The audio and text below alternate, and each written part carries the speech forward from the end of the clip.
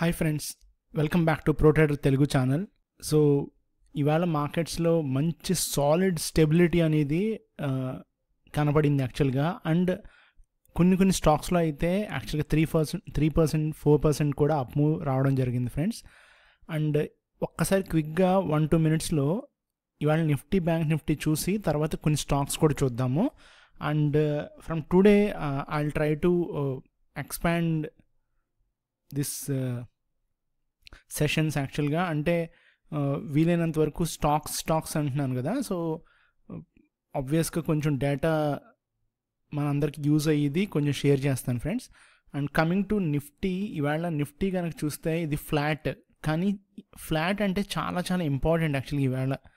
But before any damage ఇది ఒక sustainability అనొచ్చా, లేకపోతే ఇది కన్సాలిడేషన్ అనొచ్చా అనేది ఇంకా ఐడియా లేదు. బట్ కింద అయితే 2 గ్యాప్స్ అయితే ఉన్నాయి ఫ్రెండ్స్. సో ఈ గ్యాప్స్ అనేవి కంపల్సరీ ఫిల్ అవ్వాల్సిందే, వేరే మార్గం కూడా లేదు.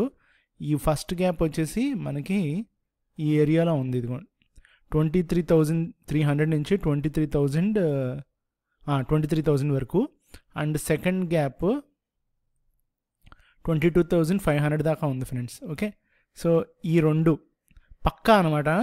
ఇది అయిన తర్వాత ఇంకొక చిన్న స్మాల్ గ్యాప్ ఉంది ఇక్కడ, బట్ దీనికి రావడానికి కొంచెం టైం పడుతుంది. బట్ ఇది రావడం జరిగితే ఇంకొక లోవర్ లో ఫామ్ అయ్యి మనకి మంత్లీ టైం ఫ్రేమ్లో 20,500కి కట్ ఆఫ్ అయిపోద్ది ఫ్రెండ్స్. ఓకే, సో అది అంటే కొంచెం ప్యానిక్ సెల్లింగ్ ఉండొచ్చు. ఓకే, సో ప్యానిక్ సెల్లింగ్ అంటే సేమ్ లైక్ కరోనా ఎక్స్పెక్ట్ చేయండి. సో కరోనా టైంలో మనకి సర్క్యూట్లు ఎలా కొట్టారో అలాగా 2 సర్క్యూట్లు పడవచ్చు అనమాట. ఓకే, నిఫ్టీలోనే, అంటే ఆబ్వియస్గా బ్యాంక్ నిఫ్టీలో పడతాయి. సో అదొక్కటే నాకు కనపడి ఒకే ఒక్క వ్యూ.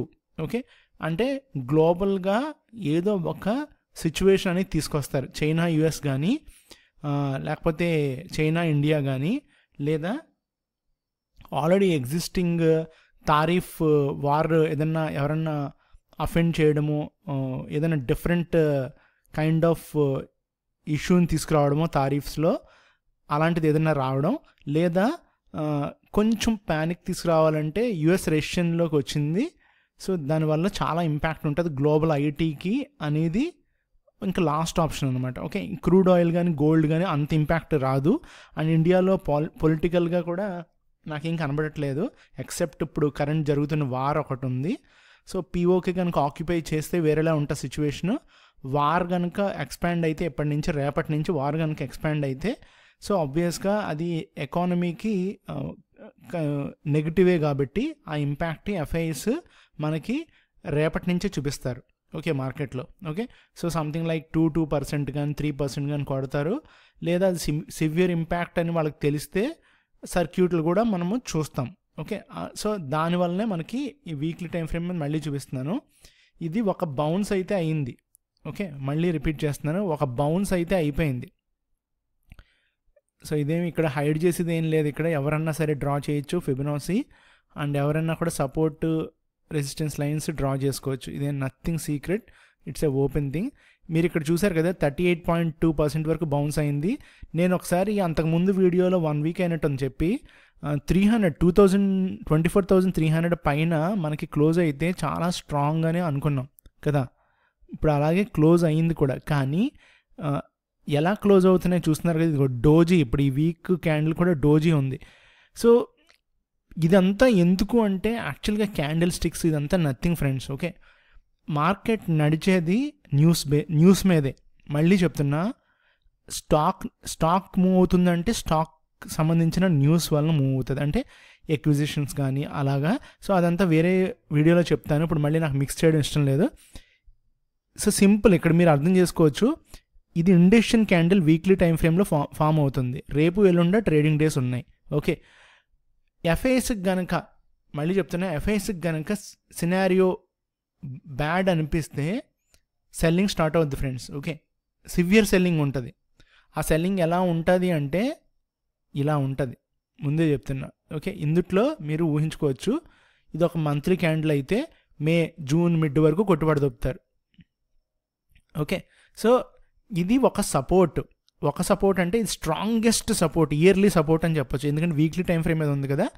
అప్పటికి వీడు ఈ పర్టికులర్ ఏదైతే ఉందో టోటల్ కరెక్షన్ అయిపోద్ది, 20-25% కరెక్షన్ అయిపోతుంది. ఓకే, సో రఫ్లీ అది ఎక్స్పెక్టేషన్స్ ఉన్నాయి, లాంగ్ టర్మ్లో ఉన్నాయి, ఇవన్నీ కూడా అందరి దృష్టిలో ఉన్నాయి. ఎవరు బేర్స్ దృష్టిలో ఇది నేను ఇప్పుడు చెప్పిన సినారియో ఉంది. బట్ అది ఇమీడియట్గా జరిగిపోతుందా లేకపోతే 1 month తర్వాత జరుగుతుందా అనేది అంత పక్కా ప్రెడిక్షన్ ఎవరి దగ్గర ఉండదు. ఓన్లీ థింగ్ ఏంటంటే బేర్స్కి మటుకు తెలుసు ఎప్పటి లోపల ఆ టార్గెట్స్ అనేవి డౌన్ సైడ్ హిట్ అవుతాయి, లేదా ఒక్కసారే కనుక ఇప్పుడు లాంగ్స్ ఉన్నారనుకుందాం. సే ఫర్ ఎగ్జాంపుల్ ఇండియాలో టూ మెనీ లాంగ్స్ ఉన్నాయనుకుందాం, రీటైలర్స్ కానీ వాట్ ఎవర్, డొమెస్టిక్ ఇన్వెస్టర్స్ కానీ బ్యాంక్స్ కానీ వాట్ ఎవర్, ఎవ్రీవన్ మనం ఇంక్లూడింగ్ చేసి అప్పుడు ట్రాప్ చేస్తారు ఫ్రెండ్స్, అందరినీ గట్టిగా కొడతారు. ఓకే, సో ఎక్స్పెక్టేషన్స్ గుర్తుపెట్టుకోండి. Anything below 23,600 is a warning bell. Okay, 23,600 ఇప్పుడు నాకు కనపడే స్ట్రాంగెస్ట్ సపోర్ట్, ఎక్కడొక్కడ కాదు, ఇదిగోండి ఇదే. దీని తర్వాత గ్యాప్ ఫిల్ చేసినా కూడా మళ్ళీ చెప్తున్నాను, ఇంకొక 2 క్యాండిల్ వేసేసి 3 క్యాండిల్లో వీక్లీ క్యాండిల్స్ నేను చెప్పేది కిందకి తీసుకొస్తారు. కిందకు వచ్చిన తర్వాత బౌన్స్ అవ్వడానికి చాలా టైం పడుతుంది ఫ్రెండ్స్, మళ్ళీ చెప్తున్నా. ఓకే, ఎప్పుడైనా గుర్తుపెట్టుకోండి, మనం ఒక చోట నుంచి పైనుంచి కిందకి జారుతున్నప్పుడు కొంచెం ఫోర్స్ ఇస్తే చాలు స్లోగా జారిపోతాం కదా. కొంచెం స్పీడ్ అందుకున్న తర్వాత ఫాస్ట్గా జారుతాం. ఆ లాస్ట్ ఏదైతే ఉందో ఎప్పటిదాకా బాటమ్ తగిలేదాకా. మీరు ఈ బాటమ్ నుంచి మనము జనరల్గా పైకి వెళ్ళాలి అంటే ఎక్కువ ఫోర్స్ కావాలి, అవునా? సో ఎక్కువ ఫోర్స్ తీసుకొచ్చేది ఎవరు? FIs, DIs. సో వాళ్ళకి బాటమ్ ఎప్పుడనేది వాళ్ళ ఒక్కరికే తెలుసు, ఎందుకంటే బాటమ్ క్రియేట్ చేసేదే వాళ్ళు, మార్కెట్ మేకర్స్. ఓకే, వాళ్ళు బాటమ్ని క్రియేట్ చేస్తారు, మనం జస్ట్ ఫాలో అవుతాం అనమాట, అంతే. సో ఇక్కడ వచ్చినంత మాత్రం 200 పీరియడ్ మూవింగ్ యావరేజ్ 20,500 ఎప్పటి నుంచో చెప్తున్నాను కదా, వచ్చినంత మాత్రాన అది మనం బాటమ్ అనుకుంటా లేదు. అండ్ అక్కడి నుంచి ప్రైస్ మళ్ళీ వన్స్ సస్టైన్ అయ్యి మూవ్ అవుతున్నప్పుడు మనకి పాజిటివ్ సిగ్నల్స్ వస్తేనే లాంగ్ టర్మ్ నెక్స్ట్ 2-3 ఇయర్స్లో బాగుంటుంది ఫ్రెండ్స్. ఓకే, ఆబ్వియస్గా బాగుంటుంది, బట్ ఫాల్ వచ్చినంత ఫాస్ట్గా రేజింగ్ అనేది రాదు, ఈ పాటికి అర్థమై ఉంటుంది అందరికీ. ఓకే, ఇది నా నిఫ్టీలో view and it will happen, గుర్తుపెట్టుకోండి. కానీ ఇన్ కేస్ దీనికి ఆపోజిట్లో ఒక సింపుల్గా కొంచెం క్విక్గా ఆలోచిద్దాం. ఒక ప్యానిక్లో, ఓకేనా, ఒక ప్యానిక్లో కనుక ఏది ఇప్పుడు వార్ వస్తుంది కదా, ఇలా తీసేసి గ్యాప్ ఫిల్ చేసి, ఓకే, ఈ లోపల పిఓకి ఆక్యుపైడ్ లేకపోతే పాకిస్తాన్ హ్యాండ్స్ అప్ అనుకుందాం, చైనా సపోర్ట్ చేయలేదు, ఓకే, 1 రన్ చేస్తారు పాకిస్తాన్ని, everything done, war close, everything fine. Buying వస్తుంది ఫ్రెండ్స్, మామూలుగా రాదు, ఇంకంటే వర్ణాతీతంగా వస్తుంది అనమాట. అంటే ఆల్ టైమ్ హైస్కి ఒకసారి ఇమీడియట్ ఆల్ టైమ్ హైస్, ఇంక 26,000 కూడా కొట్టేయచ్చు, గుర్తుపెట్టుకోండి. ఓకే, బట్ అంత మాత్రాన మళ్ళీ సెల్లింగ్ రాదా అంటే నథింగ్. ఆల్ టైమ్ హైస్ అంటే ఎప్పుడు గుర్తుపెట్టుకోండి, any new highs will be taken down. So ఇక్కడే ఉంది అసలు లాజిక్.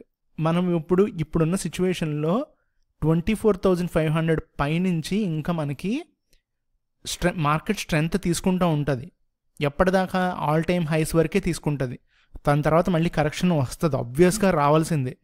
ఇప్పటికే వాల్యుయేషన్స్ ఇంకా కొంచెం తగ్గాలి అని చెప్పి అందరూ అంటున్నారు. So just think about it. కానీ ఈ వార్ సైడ్ కనుక ఎక్స్పాండ్ అయితే కిందకి పడడానికి మట్టికి స్కోపు క్లియర్గా ఉంది. అండ్ ఇది పెండింగ్ కూడా, మనకి ఆల్మోస్ట్ 2-3 ఇయర్స్ నుంచి పెండింగ్ కూడా ఉంది correction. Okay, so any serious quick drop 22,600 22,700 వరకు క్విక్ డ్రాప్ కనుక వచ్చి మనకి వార్ కనుక ఎండ్ అయిపోతే, పాకిస్తాన్ హ్యాండ్స్ అప్ అయితే మనకి షార్ప్ బౌన్స్ ఉంటుంది friends. Okay, expect some 500-700 points 800 points Nifty single డేలో. అలాంటివి 1-2 వీక్స్ కంటిన్యూస్గా లేదా 1 మంత్ కంటిన్యూస్ అప్ మూమెంట్ ఉంటుంది, ఆల్ టైమ్ హైస్ పెట్టేస్తారు. ఓకే, బట్ వార్ కంటిన్యూ అవుతుందంటే ఇంకా మనం క్వశ్చన్ లేదు, అక్కడ ఇంకా క్వశ్చన్ చేసుకోవాల్సిన అవసరంలా. అది పాకిస్తాన్కి ఎక్కువ డ్యామేజ్ ఉంటుంది, but at the same time ఇండియాకి కూడా డ్యామేజ్ ఉంటుంది కాబట్టి ఎఫ్ఐఎస్ ఎగ్జిట్ తీసుకుంటారు. ఎందుకంటే ప్రొలాంగ్ అవుతుంటే మన వాళ్ళు ఇప్పుడు జస్ట్ కార్నర్ చేసి కొట్టారు, బట్ ఇది ఫుల్ ఫ్లెడ్జ్డ్ వార్ కింద కన్వర్ట్ అయితే మట్టికి ఎకనామికల్గా మనం ఒక స్టెప్ వెనకేస్తాం కాబట్టి మన ప్రొజెక్షన్స్ మారుతాయి. కాబట్టి ఆబ్వియస్గా ఎఫ్ఐఎస్ అనేవాళ్ళు వాళ్ళు హోల్డ్ చేస్తున్న స్టాక్స్లో వాళ్ళ ప్రొజెక్షన్స్ తీసుకుని అవి ఆ స్టాక్స్ మీద ఏవైతే మీట్ అవ్వలేవో ఎక్స్పెక్టేషన్స్కి వాటిలో డంప్ అని చేస్తారు. As simple as that. Okay, bank Nifty వచ్చేసరికి బ్యాంక్ నిఫ్టీ అసలు చెప్పాలంటే డిఫరెంట్గా ఉంది ఫ్రెండ్స్. ఓకే, ఒక్కసారి చూద్దాం. యప్, ఓకే, ఇది ఒకసారి క్వార్టర్లీ కూడా చూద్దాం. ఒకసారి క్వార్టర్లీ టైం ఫ్రేమ్ ఏం తీసుకెళ్ళారు ఫ్రెండ్స్. ఓకే, సో ఇది మంత్లీ. సో ప్రజెంట్ అయితే బ్యాంక్ నిఫ్టీ యాక్చువల్గా చాలా స్ట్రాంగ్గా ఉంది. మనకి 47,600 లాస్ట్ సపోర్ట్, కానీ మనం మిడ్ సపోర్ట్ ఈజీగా తీసుకోవచ్చు. అంటే ఇదిగోండి ఇది ఏరియా 52,000. సో 52,000 అంటే 2,500 పాయింట్స్ దగ్గర కింద మనకి స్ట్రాంగెస్ట్ సపోర్ట్ ఉంది. మంత్లీ సపోర్ట్ నేను పెట్టింది ఇప్పుడు మంత్లీ టైం ఫ్రేమ్లో. వీక్లీకి వెళ్దాం. సో వీక్లీకి వెళ్ళినప్పుడు ఇప్పుడు మనకి వీక్లీలో స్ట్రాంగెస్ట్ గ్యాప్ ఉంది. ఆ గ్యాపే మార్కెట్ని పైకి పుష్ చేస్తుంది. Okay, so any dip towards 51,200 నుంచి 51,800 ఏదన్నా కనుక ఇక్కడికి డిప్ వస్తే ఈ నెక్స్ట్ 1 వీక్లో కానీ 2 వీక్స్లో కానీ రఫ్లీ ఆల్మోస్ట్ 2,800 పాయింట్స్ డిప్ ఉంది ఫ్రెండ్స్. ఓకే, సో ఈ డిప్ ఇక్కడ వచ్చి పెండింగ్ ఆర్డర్స్ కనుక మూవ్ అయితే okay, so we will have an other rally. Okay, and ఈ మళ్ళీ సేమ్ దీనికి కూడా అదే క్లాజెస్ అప్లై అవుతాయి. వార్ కంటిన్యూ అయితే ఇంకా అది నథింగ్ కదా, ఏమి ఉండదు. కానీ ఒకటి అలాంటి టైంలో బ్యాంక్స్ పెర్ఫామ్ చేస్తాయి ఫ్రెండ్స్. ఎందుకంటే అందరూ సేఫెస్ట్ హెవెన్ కింద ఎఫ్డి సైడ్ లేకపోతే బ్యాంక్లో మనీ విత్డ్రా చేయకుండా ఉండడము సంథింగ్ లైక్ దట్, అలాంటివన్నీ బ్యాంక్స్కి పాజిటివ్ అవుతాయి కాబట్టి బ్యాంక్ రెవెన్యూస్ పెరుగుతాయి అనేది నా ఉద్దేశం. సో బ్యాంక్స్ కొంచెం స్టెబిలైజ్ అవుతాయి ఫ్రెండ్స్. వార్ కనుక జరిగితే something like at least they will be somewhat stable. Especially SBI, HDFC, ICICI bank, ఈ ఫ్రంట్ లైన్ బ్యాంక్స్ ఏవైతే ఉన్నాయో టాప్ బ్యాంక్స్, వీళ్ళు సేఫ్ హెవెన్స్ అవుతారు ఆ టైంలో, ఆ పర్టికులర్ సినారియోస్లో. Okay friends, thank you.